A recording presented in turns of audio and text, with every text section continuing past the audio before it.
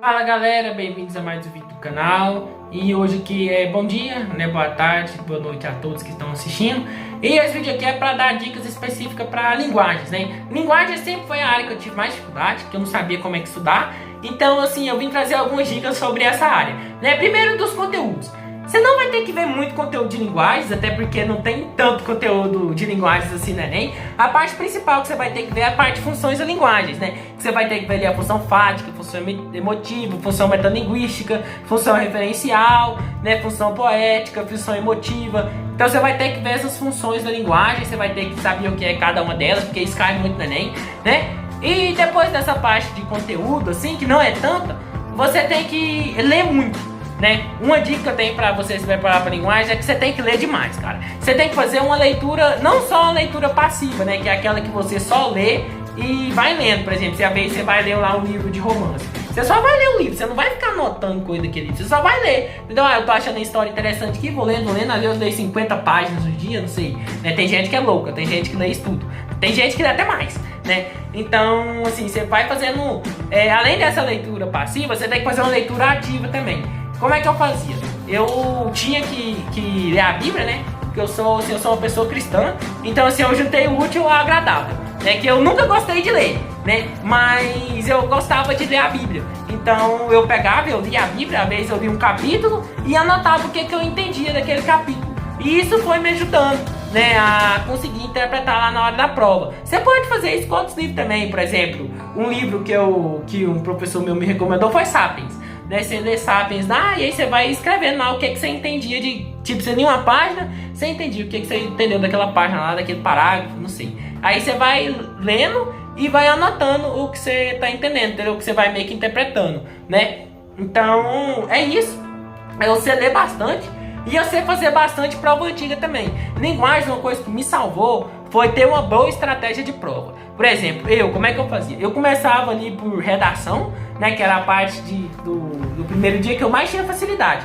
Né, eu escrevia ali o meu rascunho de redação rapidão, eu levava o quê? Uns 30 minutos ou 40 minutos para fazer o meu rascunho de redação. Eu fazia todo torto, todo cagado lá, para depois eu vir passar limpo. Né, então eu dei uma lida ali no texto de apoio, fazia uma redação, e aí o que eu fazia? Eu ia para humanas. Né, antes de passar a limpo, eu ia para humanas. E aí eu fazia todas as questões fáceis de humanas, né, e depois o que eu fazia?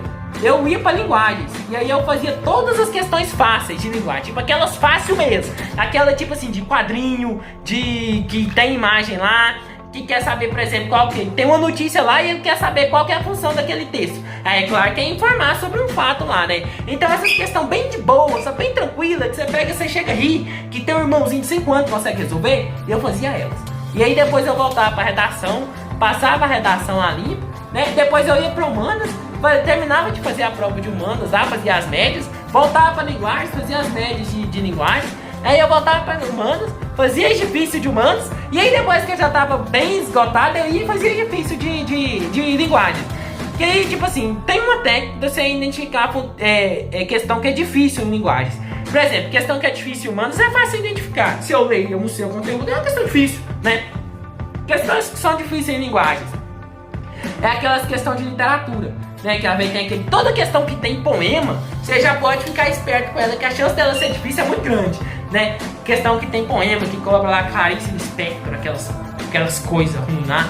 Então assim, você já pode ficar esperto que é uma questão difícil. Questão que envolve um negócio lá muito artístico, assim, que quer saber o período lá, se é do romantismo, não sei mais das quantas. Você pode ficar esperto que possivelmente é uma questão difícil também, né?